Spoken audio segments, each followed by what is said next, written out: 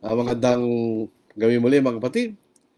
Saka dito lang po tayo sa ating pag-aaral po sa gabing ito ng Miyerkules sa ating po mga kaigsuon ha. Maayong gabi sa inyong tanan mga igsuon, sa ating mga kakabsat.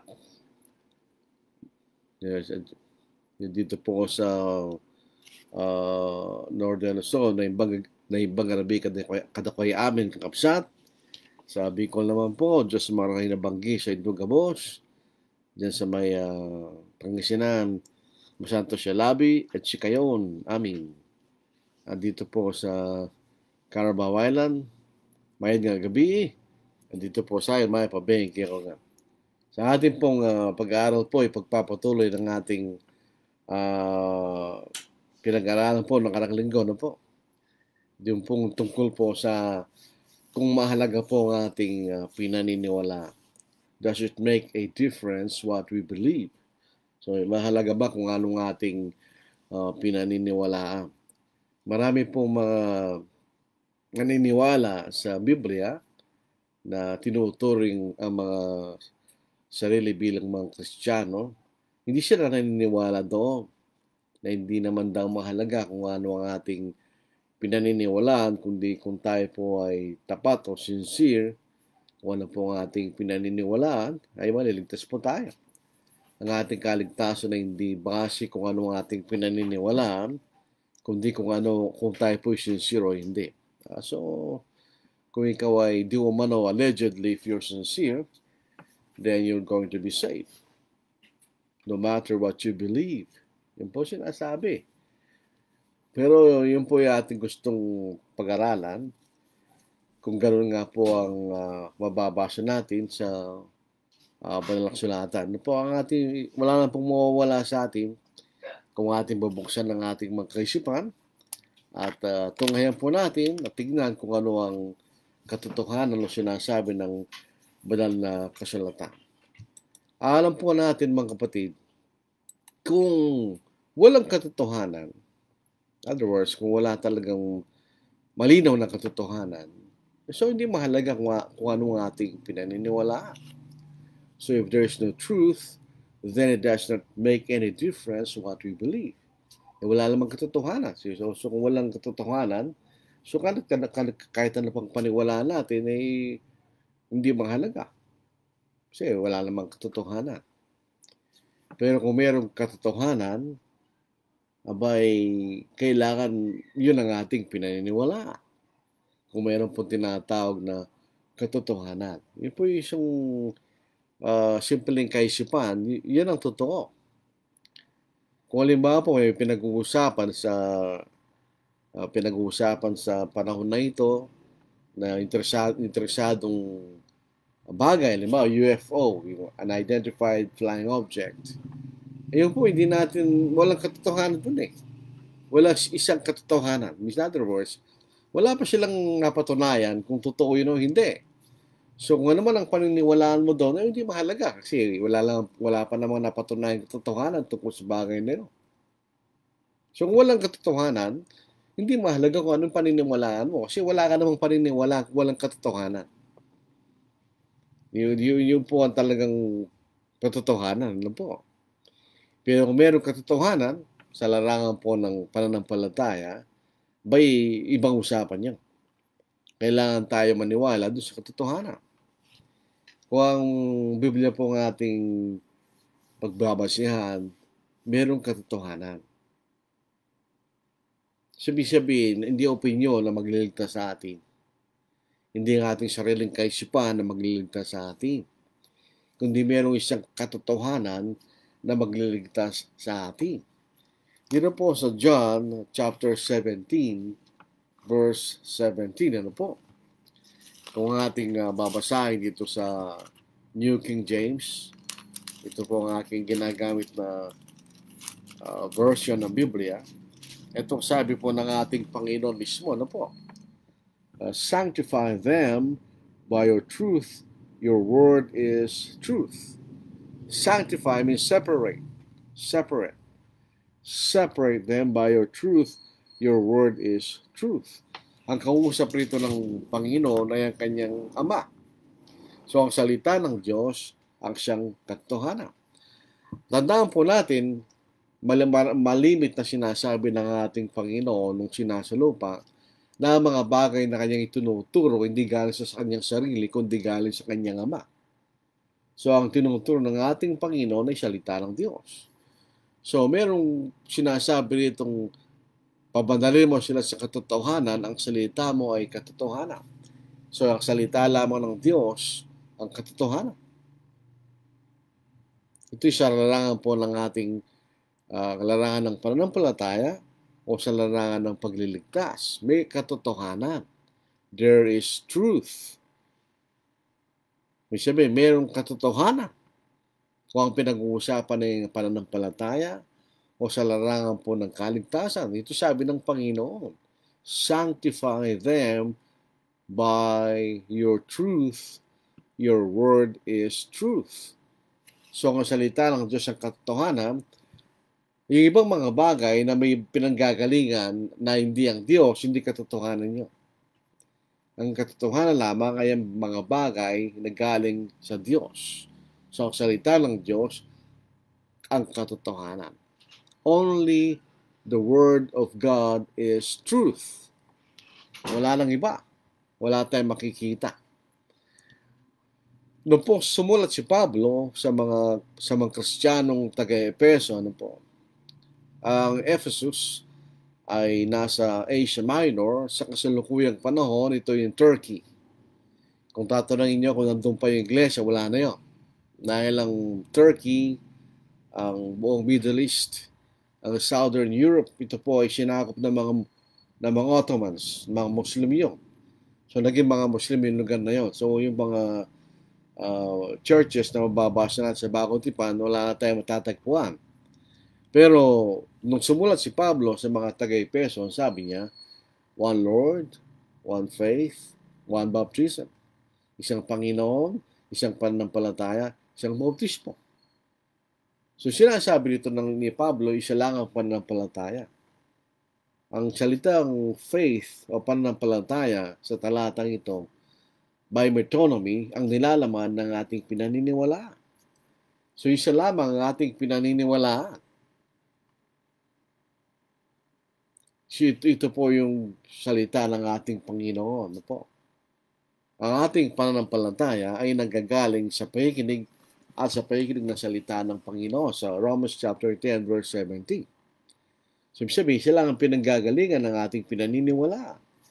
Yan ang salita ng ating Panginoon. Sa unang Korinto chapter 1 verse 10, sinasabi ni Pablo, hindi dapat magkaroon ng pagkababahagi sa mga Kristiyano dahil nagkaroon po ng pagkababahagi mga Kristiyano sa Korinto na panahon na yun.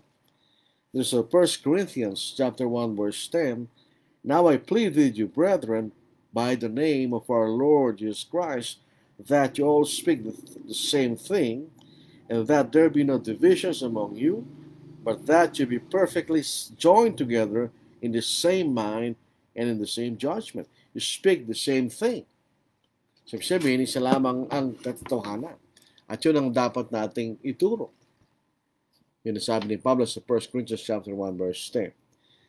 Siya, alam po natin, si Apostle Paul, siya po'y nangaral sa iba't ibang lugar na nakatala sa Bagong Tipan na po. 3 beses siyang naglakbay, yung tinatawag natin missionary tours. Yung first, second, and third missionary tours. So, 3 beses po siyang naglakbay at nangaral. At sa bawat lugar na siya nangangaral, isa lang ang tinuturo niya. Ito sa 1 Corinthians chapter 4, verse 17. For this reason I have sent Timothy to you, which my beloved and faithful son in the Lord will remind you of my ways in Christ as I teach everywhere in every church. So sila ang kayo tinuturo. Andito po sa Tagalog. Dahil dito ay aking sinugo sa inyo si Timoteo na aking minamahal at tapat na anak sa Panginoon na siyang makapagpapaalala sa inyo ng aking mga daan na kay Kristo gaya ng itinuturo ko saan mang dako sa bawat iglesia. Saan man dakong mangaral si Apostle Paul, isa lamang ang tinuturo niya. Iyon po ang katotohanan na nasa ating Panginoon na nanggaling sa Diyos at ipinahayag ng Holy Spirit, ng Banal na Espiritu. Sa John chapter 16 verse 13, ano po? Ipinahayag niya ang buong katotohanan ng Espiritu Santo. Ito nga po ay naisulat at ito ang binabasa natin ngayon bagong tipan. So in other words, only the Word of God is the truth. Ang katotohanan, ang salita ng Diyos lamang ang katotohanan. Therefore, whatever is not from the Word of God is not the truth. Alimang bagay na hindi galing sa salita ng Diyos, hindi katotohanan yun. Kung pinag-uusapan natin yan pananampalataya o sa larangan po ng kaligtasan. Ang salita lamang ng Diyos ang siyang katotohanan. Kaya nga po para tayo magkaroon ng kaligtasan o makita natin ang tunay na pananampalataya, hindi tayo dapat umalis o lumampas sa nakasulat. Dahil nakasulat na yon ang katotohanan. Kung proseso po ng panatangkatik sa atin ng katotohanan, ito ay unang umpisa ng pangangaral ng Panginoon. Siya nag-umpisa niya. At nung siya makat sa langit, ang Espiritu Santo pinatnubay niya mga apostol sa buong katotohanan. So ang buong katotohanan po ay naipangaral ng mga apostol at ito po yung tingin na isulat. At ito po naging bagong tipan. Dito po sa 1 Corinthians chapter 4 verse 6.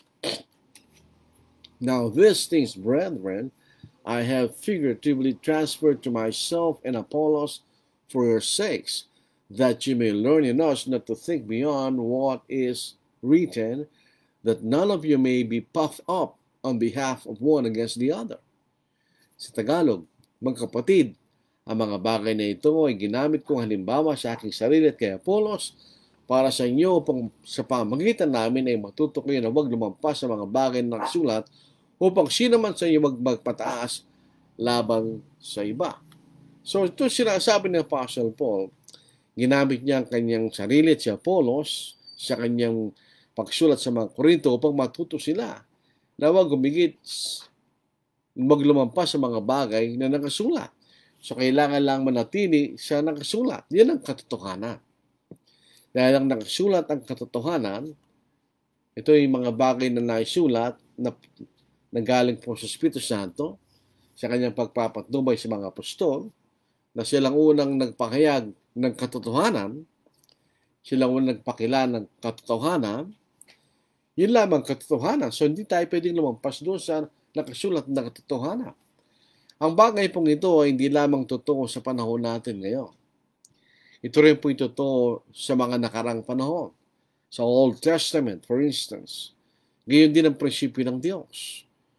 Dahil ng panahon ng Old Testament, yun ang katotohanan no. Bago pa na ipahayag ang katotohanan sa bagong tipan, na siyang tunay na katotohanan, makikita natin talagang pinagbabawalan sila na huwag umalis doon sa pinag-utos ng Diyos. Dito po sa Deuteronomy chapter 4 verse 2. You shall not add to the word which I command you, nor take from it, that you may keep the commandments of the Lord your God which I command you. Para sila'y makasunod sa mga pinag-uutos ng Diyos, kailangan huwag silang magdagdag doon sa mga ipinag-utos o magbawas sa mga pinag-utos ng Diyos. Sa Tagalog, huwag niyong daragdagan, ibabawasan ang salita na aking iniuutos sa inyo upang inyong matupad ang mga utos ng Panginoong ninyong Diyos na aking iniuutos sa inyo. So, hindi lamang po sa bagong tipan yan. Kahit sa Old Testament, ganun ang prinsipyo ng Diyos. Upang ikaw ay magawa mo yung katotohanan, kailangan manatili ka doon. Hindi ka pwede magdagdag, hindi ka pwede magalis. Dito po sa Deuteronomy chapter 12 verse 32. Whatever I command you, be careful to observe it. You should not add to it nor take away from it.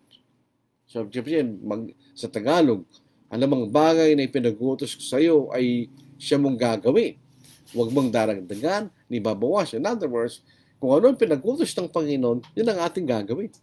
Sapagkat yun ang katotohanan. Nag-iingat nga po tayo, di ba sabi nyo, sa English mas maganda, whatever I command you, be careful to observe it. Be careful to observe it. Kung ano pinag-utos ng Panginoon, yun lamang ating gagawin. At kung ang ating gagawin ay ituro natin ng utos ng mga tao, hindi tatanggapin ng Diyos yun. Kung nagkataon na ang ating itinuturo ay utos ng mga tao, hindi tatanggapin ng Diyos ang ating pagsamba. Ito po sa Mateo chapter 15, verse 9, maliwanag po yan. Ano po? Sabi po na nga, mismong Panginoon ang nagsabi rito, and in vain they worship me, teaching as doctrines the commandments of men. And in vain, walang kabuluhan. Sa Tagalog nga po, datapot, walang kabuluhan ang pagsamba nila sa akin na nagtuturo na kailang pinakaaral ang mga utos ng mga tao. Ang utos ng mga tao, ang ating itinuturo, ay walang kabuluhan ang ating pagsamba. Yun po ay maliwanag po yung mga kapatid, ano? Itinuturo po mismo ng ating Panginoon yun. Na kung ang ating itinuturo ay utos lamang ng mga tao, ang ating pagsamba ay hindi tatanggapin ng Diyos. So kahit na tayo po ay sincere, kung ating pinaniniwalaan ay utos ng mga tao, kabay walang kabuluhan sa Diyos yun kahit sambahin pa natin siya. Dito po sa 2 John 9, sabi dito, whoever transgresses and does not abide in the doctrine of Christ does not have God. He who abides in the doctrine of Christ is both the Father and the Son. At sino mang lumalampas at hindi nananatili sa aral ni Kristo ay hindi kinaroon ng Diyos. Ang nananatili sa aral ay kinaroon ng Ama at gayon din ng Anak. So sa panahon natin ngayon, ang aral ni Kristo ang dapat nating sundin. Pero kung tayo po'y lumampas doon at di manatili sa aral ni Kristo, ay hindi tayo, wala ang Diyos sa atin. So wala tayong kaligtasan. Katulad nga po sa Matthew 15 verse 9, kung ang ating pinaniniwala ni utos ng mga tao, wala tayong kaligtasan. Hindi tatanggapin ng Diyos ang ating pagsamba. Kaya pinag-iingat tayo. Ang pinakauling bahagi ng Biblia, sa Revelation chapter 22, verse 18 to verse 19, for I testify to everyone who hears the words of the prophecy of this book, if anyone adds to these things, God will add to him the plagues that are written in this book. And if anyone takes away from the words of the book of this prophecy, God shall take away his part from the book of life, from the holy city, and from the things which are written in this book. Tagalog, aking binabalaan ang bawat tao na nakikinig sa mga salita ng propesya ng aklat na ito. Kung ang sino man ay magdagdag sa mga ito, idaragdag sa kanya ng Diyos ang mga salot na nakasulat sa aklat na ito. At kung ang sino man ay magalis sa mga salita ng aklat ng propesya ito, aalisin ng Diyos ang kanyang bahagi sa punong kahoy ng buhay at sa bansang malalalusod na nakasulat sa aklat na ito. From the Old Testament hanggang sa Bagong Tipan, consistent ang Diyos. Kung ano ang kanyang pinag-uutos, kung ano ang kanyang ipinahayag, yan lamang katotohanan, yan lamang ating paniwalaan at sundin. Kapag binago natin, hindi tayo tatanggapin ng Diyos. Kung magdagdag tayo, magalis tayo, binago natin, hindi masaya ang Diyos doon. Kung ang gusto ng Diyos, kung ano mismo ang pinag-utos niya, yan ang ating gagawin. Yan ang ating paniwalaan upang tayo maging kalugod-lugod sa Diyos. So yung may ibig sabihin, mayroong katotohanan. At kung ano yung katotohanan pinag ng Diyos, yan lamang ating paniwalaan at yan lamang ating sundin upang tayo maging kalugod-lugod sa Diyos. Otherwise, kung baliktad ang ating gagawin, ay hindi magiging malugod, hindi magiging kalugod-lugod sa Diyos yun. Magagalit ang Diyos sa atin. Mamaya makikita po natin ang halimbawa ng pinarusahan ng Diyos. Dahil din nila sa paniniwala o pagsunod sa kanyang ipinahayag na katotohanan. So, Maliwanag po rito, may katotohanan. There is truth. The truth. The Word of God. So yun ang dapat nating paniwalaan. Yan ang dapat nating sundin. Hindi utos ng mga tao. Ang katotohanan na ito ay nasa Biblia. Ito yung Biblia. Itong salita ng Diyos. Ito ang katotohanan. So, only the truth will save. Ang katotohanan lamang ang magliligtas. Only the truth will set us free from sin. Ang katotohanan lamang ang magpapalaya sa atin mula sa kasalanan. Katulad po lang itinuro ng ating Panginoon. Atin yung malalaman ng katotohanan at ang katotohanan magpapalaya sa inyo. And you shall know the truth, and the truth shall make you free. Sa katunayan, yan din ay kalooban ng Diyos. Na bawat tayo maligtas at makaabot sa kapagkaalam ng katotohanan. Dito po sa 1 Timothy chapter 2, verse 3 and verse 4. For this is good and acceptable in the sight of God, our Savior, who desires all men to be saved and to come to the knowledge of the truth. Come to the knowledge of the truth. So may katotohanan. At yung katotohanan lamang na ito magliligtas sa atin. So mga kapatid, may katotohanan. Meron tayong tinatawag na katotohanan. There is what we call the truth. Eh, kung mayroong katotohanan, yan lang ang paniwalaan natin. So it makes a difference if we believe the truth or not. So makita natin mahalaga ng paniwalaan natin yung katotohanan. Otherwise, ay hindi po tayo maliligtas.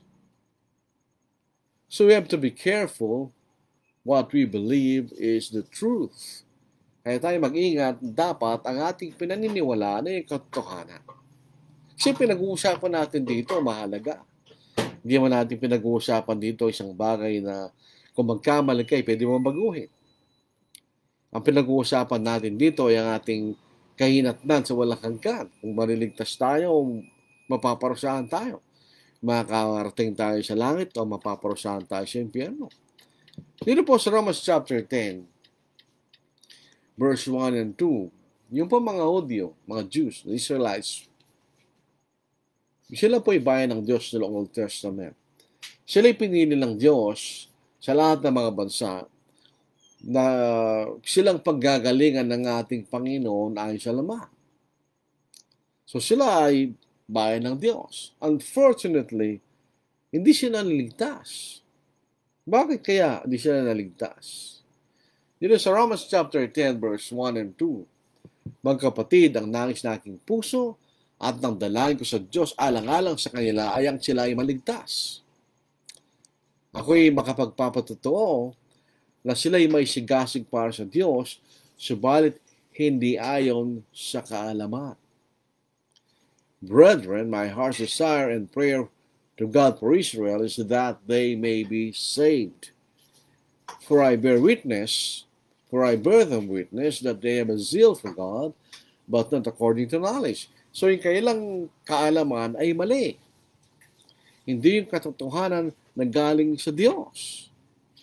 Sapagkat sa hindi nila pagkaalam ng katwiran ng Diyos, sila nagtayo ng kailang sariling katwiran. Sabi po ni Hosea sa 4:6, my people are destroyed for lack of knowledge. So hindi po nila pagkaalam ng katotohanan na pinagsakay ng Diyos. So isa pang danger kung hindi natin alam kung katotohanan, tayo magtatayo ng ating sariling katwiran na hindi tatanggapin ng Diyos. Katulad po na nangyari sa bansang Israel, sila po'y masigasing. Pero kailang sigasing hindi ayon sa katotohanan. Kaya hindi sila naligtas. On the other hand, yung mga Gentiles, pinalitan nila ang katotohanan ng kasinungalingan. Magkaiba po ang paraan ng pagpapakilala ng katotohanan sa bansang Israel at sa Gentiles sa unang panahon. Yung mga Israelites people, sila binigyan ng isang nakasulat na kautusan. Ang mga Gentiles, wala silang nakasulat na kautusan. Pero namang bagay na dapat nilang malaman tungkol sa Diyos, ito'y pinahayag ng Diyos sa kanila. So alam din nila kung ano yung katotohanan. Dito po sa Romans chapter 1 verse 18, to verse 21 at ating babasahin. Sapagkat ang puot ng Diyos ay nahayag mula sa langit laban sa lahat ng kalikuan at kasamaan ng mga tao, na sa pamagitan ng kailang kasamaan ay pinipigil ang katotohanan. Sapagkat ang maaring malaman tungkol sa Diyos ay hayag sa kanila. Yamang ito'y pinayag ng Diyos sa kanila. Mula pa ng likhain ng sanglibutan ng kanyang walangang kapangyarihan at pagka-Diyos, bagaman hindi nakikita, ay naunawaan at nakikita sa pamagitan ng mga bagay na kanyang ginawa pang wala silang madahilan.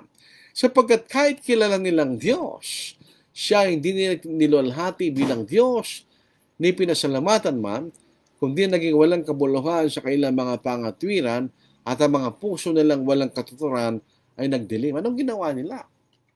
Pinalitan nila ang katotohanan ng kasinungalingan. Kaya po ay ang Diyos ay naggalit sa kanila. Dahil hindi sila naniwala sa katotohanan, malapay pinili nila. So, ang mga Gentiles at ang mga Udyo, hindi sila naniwala sa katotohanan. Kaya hindi sila naging kalugod-dugo sa Diyos. Ito po ang ibig sabihin ng Romans chapter 3 verse 23. For all have sinned and fall short of the glory of God. For all the Gentiles and the Jews fell short of the glory of God. Dahil hindi sila nanatili sa katotohanan. Hindi na pinaniwalaan ang katotohanan. Yun ang masaklap na katotohanan na tungkol sa mga Gentiles at mga Hudyo noong unang panahon. Pareho silang hindi naniwala at nanatili sa katotohanan. Kaya hindi sila naligtas.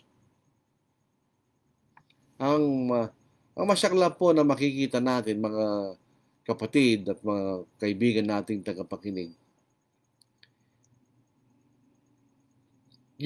meron tayong makikitang mga tao noong unang panahon na naitala sa Biblia, hindi nila pinaniniwalaan yung katotohanan na ipinagsakay ng Diyos.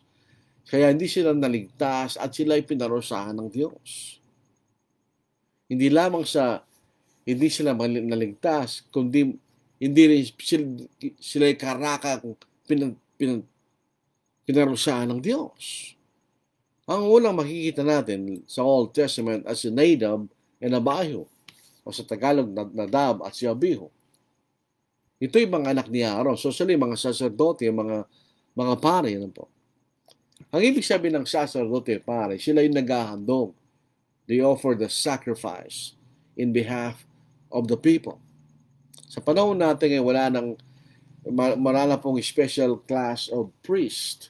Dahil lahat ng mga Kristiyano ay mga saserdote. Dito po sa 1 Peter chapter 2, basahin po natin. Verse 9, ito po ay ang sinulatan po ni Pedro ay mga Kristiyano po.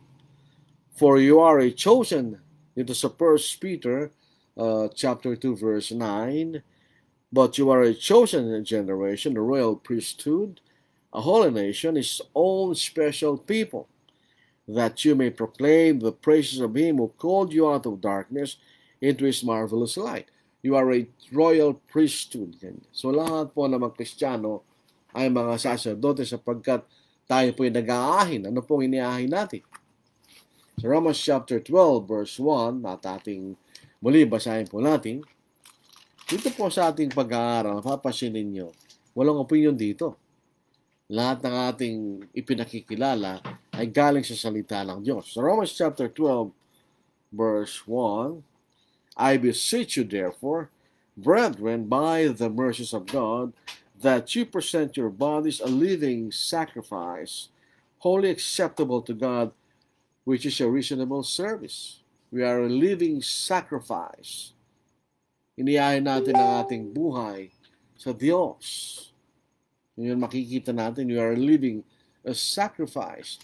Ang ating pagpupuri at pagsamba is a sacrifice.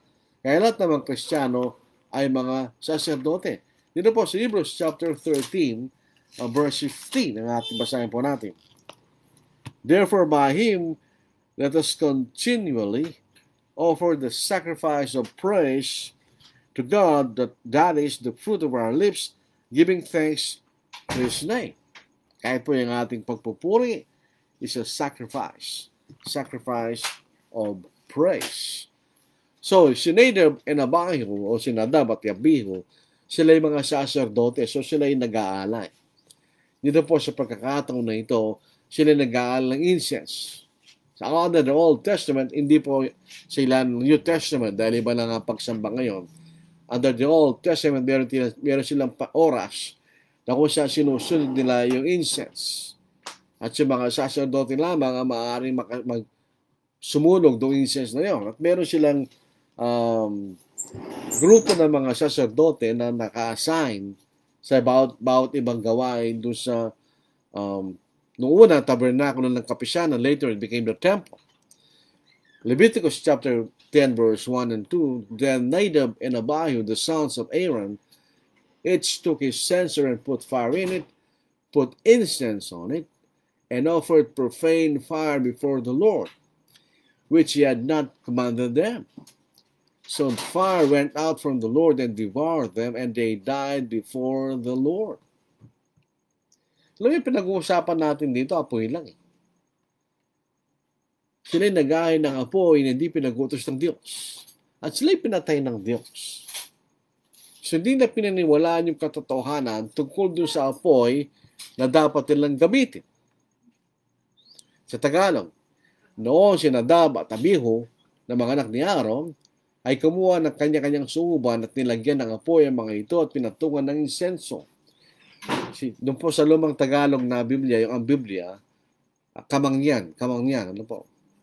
Very confusing po sa mga Pampangan niya dahil yung kamangyan sa amin, beans.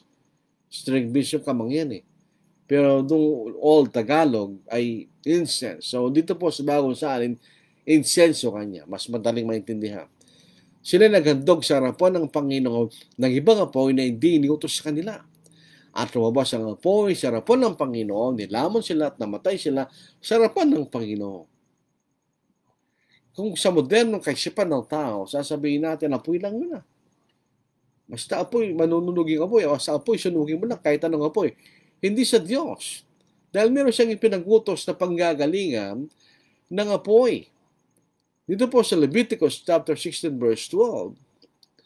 At kukuha siya mula sa dambana, yung pong yung sacerdote na po, yung priest. At kukuha siya mula sa dambana na nasa harap ng Panginoon ng isang suuban ng puno ng mga baga.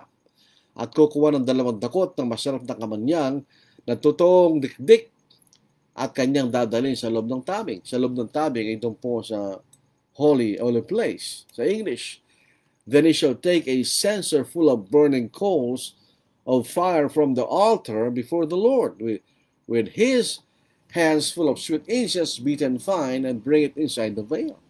So yung pong, meron pong bahagi do sa altar ng Panginoon na doon po ay merong apoy. Doon dapat sila kumuha. Ewan ko, hindi sinabi sa atin ang dahilan. Bakit ibang apoy ang kailang pinagsunog doon sa incense at namatay sila tuloy? Hindi sila naniniwala doon sa sintos ng Panginoon na dapat kumuha lang sila ng dakot ng baga na galing sa dambana sa harap ng Panginoon.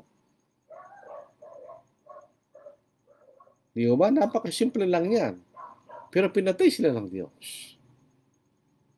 Kung sasabihin natin, hindi mahalaga kung ano ating pinaniniwalaan. Makikita natin mahalaga. Dahil buhay nila dapat ang biyong kapalit doon sa hindi na paniniwala sa utos ng Diyos. Di ba? Diyos si Noah. Si Lot, excuse me. Si Lot at saka si Abraham, dati sila magkasama sa lupain ng Canaan. Pero dahil sila pinagpahal ng Diyos at dumami kailang mga hayop, hindi na magkasya sa lupain ang kailang mga pastor at kailang mga hayop. So, nagsimula sila mag-away. Ang sabi ni Abraham, huwag tayo magkapatid, huwag tayo mag-away kanya. Sabi, kung pupunta ka sa kaliwa, pupunta ko sa kanan. Kung pupunta ka sa kanan, pupunta ko sa kaliwa. So, tumingin po si Lot, nakita niya ang lupain ng Sodom at Gomorrah na napakagandang lupain, kaya ng halaman ng Panginoon doon sa Garden of Eden. So, doon siya pupunta. Unfortunately, mga tao doon ay masasama. Doon ang pinanggalingan ng mga original na alanganin. Yung po mga lalaki na may gusto sa kapwa lalaki. Kaya nga po yung pagka kay lalaki at kay nagkaroon ng relasyon sa kapwa lalaki, ang tawag nila ay sodomy. Actually, parang krimen po yun eh. Dahil galing po sa Sodom and Gomorrah. Dito po sa utos ng anghel kay Lot, tumakas sila sa Sodom at Gomorrah dahil susunugin nila yun. At pumunta sila doon sa bundok para maligtas po sila. Ito pong eksaktong pananalita ng anghel na nagutos sa kanila. So Genesis chapter 19, verse 15 to verse 17. When the morning dawned, the angels urged Lot to hurry, saying, Arise, take your wife and your 2 daughters who are here, lest you be consumed in the punishment of the city. And while he lingered, the man took hold of his hand, his wife's hand, and set him outside the city. So it came to pass, when they had brought them outside, that he said, Escape for your life. Do not look behind you, nor stay anywhere in the plain. Escape to the mountains, lest you be destroyed. Yun ang utos ng Panginoon. Pumunta kayo sa bundok. Si Lot at yung dalawang anak ng dalaga, naniwala sila doon. So, hindi sila lumingon. Pero ang asawa ni Lot, lumingon. In other words, hindi siya naniwala na huwag kayong tumingin kanya. Sabi ng mga, do not look behind you, nor stay anywhere in the plain. Huwag kayong lumingon kanya sa pinanggalingan nyo. Ang problema sa verse 26, in Genesis chapter 19, but his wife looked back behind him, and she became a pillar of salt.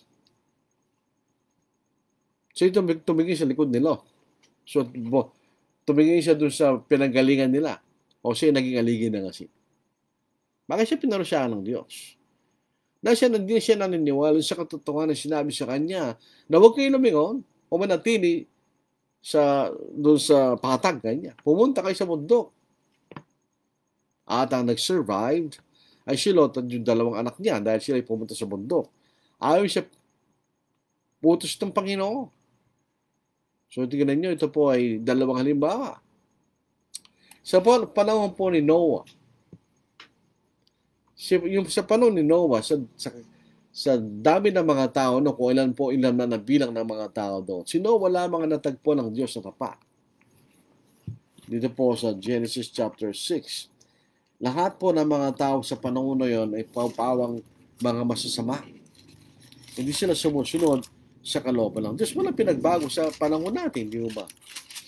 Dito po sa Genesis chapter 6, ang Diyos po ay lubang nalulungkot dito. Dito po sa verse 5, Then the Lord saw the wickedness of man was great in the earth, and that every intent of the thoughts of his heart was only evil continually.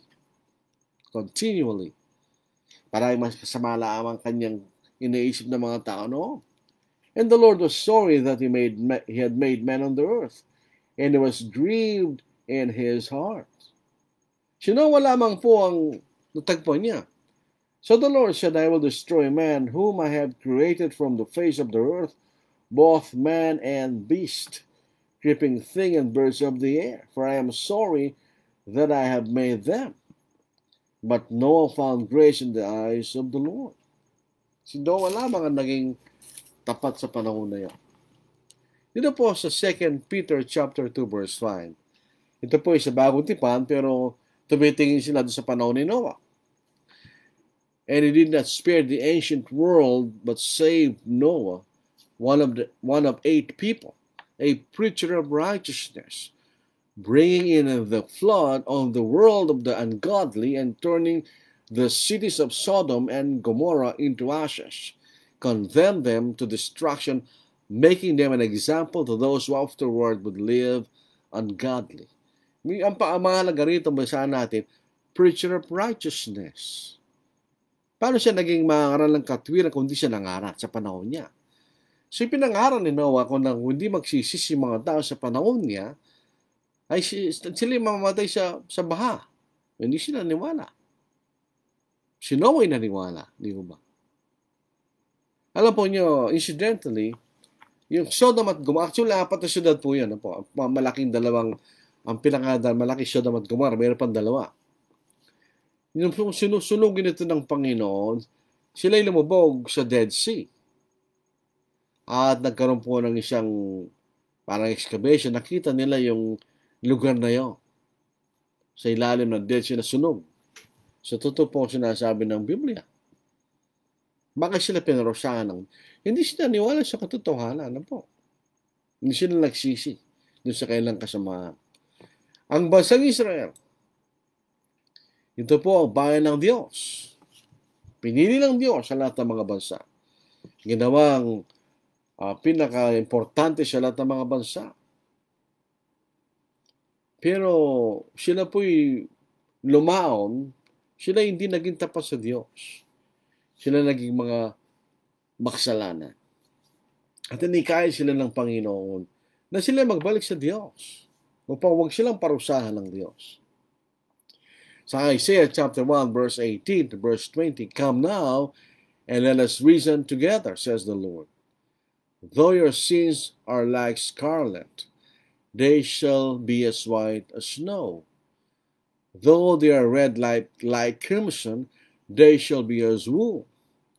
If you are willing and obedient, you shall eat the good of the land. But if you refuse and rebel, you shall be devoured by the sword, for the mouth of the Lord has spoken." Hindi sila naniwala sa Panginoon. Hindi sila sumunod sa Panginoon. Yung pagkikait ng Panginoon na sila'y manumbalik sa mga dating daan o yung dating daan ng katotohanan, hindi sila naniwala doon. Kaya ano nangyari sa kanila? Sila po ay naging alipin sa lupain ng Babylon. So, naging alipin po sa lupain po ng Babylon. Sa loob po ng 70 taon, for 70 years. Sila naging alipin sa lupain ng Babylon. Pero tignan nyo, sila ay nikayat ng Diyos. Na sila ay manumbalik. Manumbalik sila sa Diyos. Sa dating daan, ganyan. Pero hindi sila naniwala. Kaya ano nangyari po sa kanila? Sila ay pinarusahan ng Diyos. Alam niyo, mayroon pong pagkakataon sa itong mga taong ito, po, na sila ay manumbalik sa Diyos. Kaya lang, hindi sila nanimbalik sa Diyos. Kaya po yung nangyari, pinarusahan sila ng Diyos. Kaya po makita natin, kahit sila ay bayan ng Diyos, hindi sila naniwala sa katotohanan na ipinakita ng Diyos, sila ay pinarusahan ng Diyos. Sila nag-alipin sa loob ng 70 years. So ito yung panghalimbawa ng mga tao hindi naniwala sa katotohanan ng ipinagsakay ng Diyos. At sila ay pinarusahan ng Diyos. Dahil hindi sila natili doon sa katotohanan na ipinayag sa kanilang Diyos. Sa kasalukuyang panahon, ganun pa rin. Unfortunately. Ay mayroong katotohanan na nangaral ni Kristo. Yan ang bagong tipa. Nasa ilalim po, wala na po tayo sa ilalim ng Old Testament. Tayo nasa ilalim po ng utos ng ating Panginoon under the New Testament. Ito po yung maliwanag na, ito po yung sa mahabang pag-aaral, ito yung kasama po sa ating pag-aaralan. Pero, mayroon isang talata sa 1 Corinthians chapter 9 na si Pablo po ay naging, pag siya'y nangangaral sa mga iba't ibang lugar, sa mga bagay na hindi kasalanan sa mga lugar na yun, siya po ay nakikiayaw para may kayat siya. Ano po? Sa 1 Corinthians chapter 9, dito po sa verse 21, sa mga nasa labas ng kautusan, otherwise the Gentiles, ako'y nagiging tulad sa mga walang kautusan, bagamat hindi ko malaya mula sa kautusan ng Diyos, kundi nasa ilalim ng kautusan ni Kristo, upang maikayat ko ang mga nasa labas ng kautusan. So si Pablo sabi niya, ako'y nasa ilalim ng kautusan ni Kristo. So ngayon may mga tao, ang kasalukuyang katotohanan sa atin ay hindi na yung Old Testament, kundi yung New Testament, ang the law of Christ, the gospel of Christ, the doctrine of Christ. Maliwanag po yun. Pero katulad po ng Israel noong unang panahon, marami sa mga nagsasabi sila naniniwala sa Diyos. Hindi sila naniniwala sa katotohanan. Kundi sila nagtatayo ng sarili ng katwiran. Sinin nyo, marami nangangaral sa mga denominations, we are saved by faith only. You are saved by faith alone. Kasi manampalataya, kaligtas ka na. Ikumpara natin kung ano sinasabi ng bagong tipan. Dito po sa Mark 16:15-16. Hindi tinuturo ng Biblia, hindi mahalaga yung maniwala ka. Importante yung pananampalataya. Pero ang tunay na pananampalataya may kayakibat na pagsunod. Tingnan po natin sa Mark 16:15-16. And he said to them, go into all the world and preach the gospel to every creature. He who believes and is baptized will be saved, but he who does not believe will be condemned. Hindi yung mga dalawang bagay na mahalaga rito. Ikay sumampalataya at ikay mabautismo na mangyari sa ikay maliligtas. Ikaw ba'y sasampalataya lamang? Hindi. Ikay sasampalataya at mabautismo. Di ba napakaliwanag, no? Si Apostle Paul, nung sinaniwala na sa Panginoon, at si Ananias, pinatungan niya ang kanyang ulo para mawala yung mga kanyang kapagkabulag, siya'y naniwala sa Panginoon. Pero sapat na ba yun para sa maligtas? Hindi. Sa Acts chapter 22 verse 16, and now, why are you waiting? Sabi ni Ananias. Arise and be baptized and wash away your sins, calling on the name of the Lord. Oh, hindi ba kailangan siya mabautismo para mahugasan ng kanyang mga kasalanan ng dugo ng ating Panginoon? Pag tayo po nabautismo sa tubig, hindi tubig ang naglilis ng ating mga kasalanan, kundi dugo ng ating Panginoon. Para sinaaman lang po yan. Ang sabi ng propeta Elias sa kanya, maglublob ka ng 7 beses sa ilog ng Ordan at manunumbalik kayong balat, kanya gaya ng balat ng bata. Noong una, ayaw niya maniwala. Hindi ba kanya mga ilog sa Aban at Parpar, kanya sa Damascus mas malinis pa kaysa sa ilog na yan, kanya. Pero nung sabi ng isang aliping babae na galing sa Israel, malaking bagay ba kanya, o Panginoon, ang pinag-utos sa'yo? So bumalik siya sa ilog ng Jordan, naglublob siya 7 beses at siya nalinis. Hindi tubig ang naglinis sa kanya, kundi kanyang pagsunod sa kalooban ng Diyos. So yung bautismo ang paraan ng Diyos para malinis ang ating mga kasalanan, dugo ng ating Panginoon. Sa Acts chapter 2 verse 38, then Peter said to them, on the day of Pentecost, sa mga tao nagpapako sa krus sa ating Panginoon, ano bang kasalanan higit doon? Na pinatay nila ang anak ng Diyos, di ba? Then Peter said to them, repent and let every one of you be baptized in the name of Jesus Christ for the remission of sins, and you shall receive the gift of the Holy Spirit. So sila'y magsisi at magpabautismo. Dito po sa James chapter 2 verse 23 to verse 24. Dito natin makikita ng pananampalataya lamang hindi magliligtas sa atin. Dito binigyan ng halimbawa ni Abraham. And the scriptures was fulfilled, it says, Abraham believed God and it was accounted to him for righteousness. And he was called the friend of God. And you see then that a man is justified by works and not by faith. Ano bang ginawa ni Abraham? Nagsisimampalataya sa Diyos. Iniyahin niya ang kanyang bugtong na anak ni Isaac na ipinagutos sa kanya ng Diyos. Siya'y naniwala. So siya'y sumunod. Although hindi pinahintulot ng Diyos na patayin si Isaac. Dahil nakita ng Diyos ang kanyang pananampalataya. Salvation by faith only, yun ang sabi ng mga tao. Anong sabi ng Biblia? Hindi. Believe and be baptized. Repent and be baptized. Be baptized and wash away your sins, calling on the name of the Lord. Ito mga nangangaral na tayo maliligtas sa pamamagitan ng pananampalataya. Those who are preaching that we are saved by faith alone are teaching that baptism doesn't save.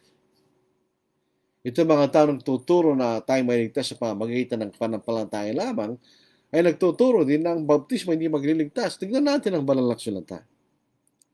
Sa 1 Peter chapter 3 verse 20 to verse 21. Dito po sa English Standard Version. Because they formerly did not obey when God's patience waited in the days of Noah, while the ark was being prepared, in which a few, that is, 8 persons, were brought safely through water.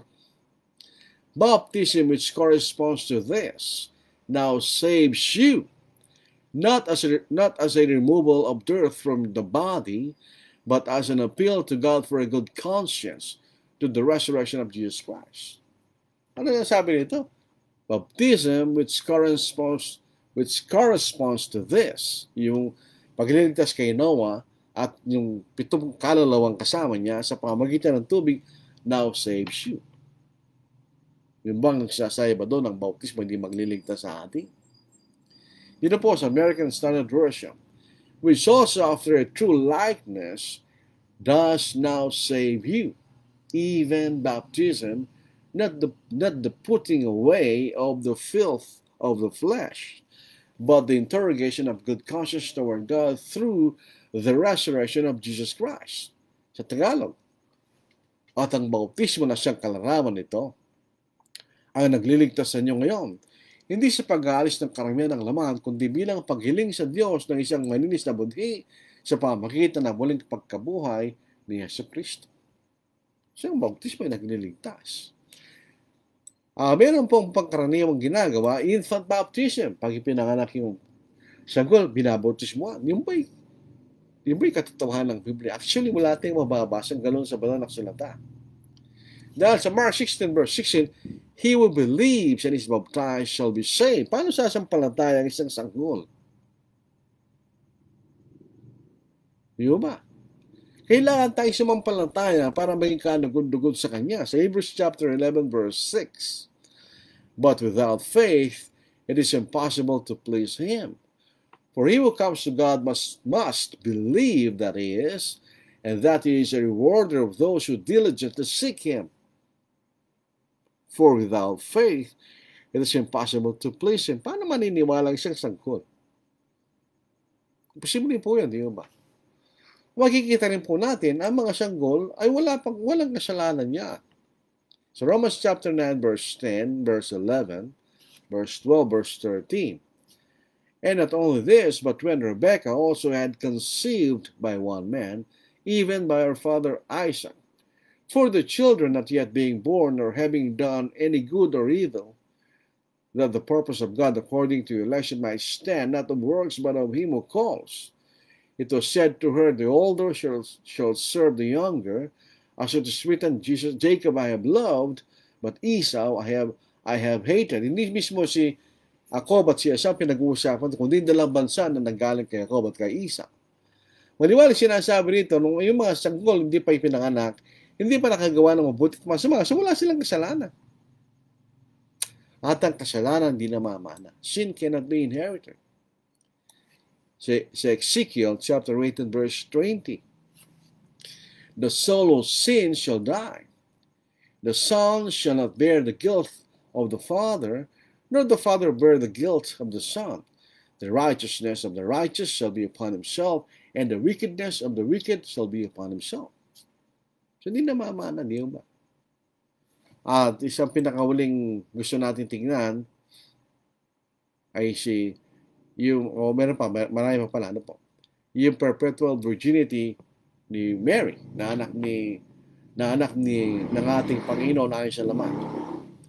So Luke chapter 2 verse 1 to 4, to 1 to 7. And it came to pass in those days that a decree went out from Caesar Augustus that all the world shall be registered. This census first took place while Quirinius was governing Syria. So all went to be registered, everyone to his own city. Dahil si Joseph ay lahi ni David. So sila pumuwi sa Bethlehem. Joseph also went up from Galilee out of the city of Nazareth into Judea to the city of David, which is called Bethlehem, because he was of the house and lineage of David, to be registered with Mary's betrothed wife, who was with child. So it was that while they were there, the days were completed for her to be delivered, and she brought forth her firstborn son, and wrapped him in his swaddling clothes, and laid him in a manger, because there was no room for them in the inn. Sa maliwalag dito, so she brought forth her firstborn son. Kung ang anak si Maria, ang anak lamang niya ating Panginoon, hindi gano'n ang salita. Dapat ganito, so she brought forth her only son. And sinabi, her firstborn son. It necessarily implies na merong ibang anak, naging anak si Maria, di ba? Dito sa Matthew chapter 2, verse 24, then Joseph being aroused, Matthew chapter 1, verse 24, hindi po ito. Then Joseph being aroused from sleep, did as the angel of the Lord commanded him, and took to him his wife, and did not know her till she had brought forth her firstborn son, and he called his name Jesus. Yung salitang did not know her, hindi ba niya kilala si Maria? Kilala niya, di ba? So hindi rin ibig sabihin, no? Did not know her sexually, kanya ibig sabihin. So nagsiping sila dahil mag-asawa sila, di ba? Kaya nga, merong kapatid ang ating Panginoon. Sa Acts chapter 1, verse 12, then they returned to Jerusalem from the mount called Olivet, which is near Jerusalem, a Sabbath day's journey. And when they had entered, they went up to the upper room where they were staying. Peter, James, John, Andrew, Philip, Thomas, Bartholomew, Matthew, James the son of Alphaeus, Simon the Zealot, and Judas the son of James. This all continued with one accord in prayer and supplication with the women and Mary, the mother of Jesus, and with his brothers. So may kapatid na lalaki ang ating Panginoon. Di ba? Sino sila? Binigyan ng pangalan. Doon sa Matthew chapter 13 verse 55. Is this not the carpenter's son? Is not his mother called Mary, and his brothers James, Joseph, or Joseph, Simon, and Judas? And his sisters are they not all with us? Where then this man get all these things? Hindi sila makapaniwala sa ginagawa ng Panginoon dahil he was doing miracles. Sino, di ba itong anak ng karpintero? Ang nanay si Maria. At ang mga kapatid niya si Santiago, si Jose, si Simon at Judas. Kaya, yung pong Jude, doon sa pinakahuling bagay ng New Testament, ito yung kapatid ng ating Panginoon. Hindi si Judas Iscariote, namatay yun . So yung perpetual virginity ni Mary is not taught in the scriptures. The truth is, meron siya ibang naging anak maliban kay Jesus. Dito rin po sa 1 Timothy chapter 3, bishops are married. Basahin po natin na po. 1 Timothy chapter 3 verse 1 hanggang verse 5. This is a faithful saying, if a man desires the position of a bishop, he desires a good work. A bishop then must be blameless, the husband of one wife, temperate, sober-minded, of good behavior, hospitable, able to teach, not given to wine. Nakapagtataka yan dahil may mga tinatawag na obispo umiinom. Pwede pala dapat silang uminom. Not violent, not greedy for money, but gentle, not quarrelsome, nor covetous. One who rules his own house well, having his children, meron siya mga anak, in submission with all reverence. For if a man does not know how to rule his own house, how will He take care of the church of God? At ang pinakahuling gusto natin tingnan, marami pa sana na po. Pero wala tayong oras. Meron lang isa, blessing tinin ang Panginoon. There is only one church that Christ built. This is Matthew 16 verse 18. For you are Peter, and upon this rock I will build my church. Singular, di ba? 30 years later, nang sulat ni Pablo, nagsulat niya sa mga taga-Efeso, sabi niya, there is one body and one spirit, just as you were called in one hope of your calling. Ano yung one body? That is the church.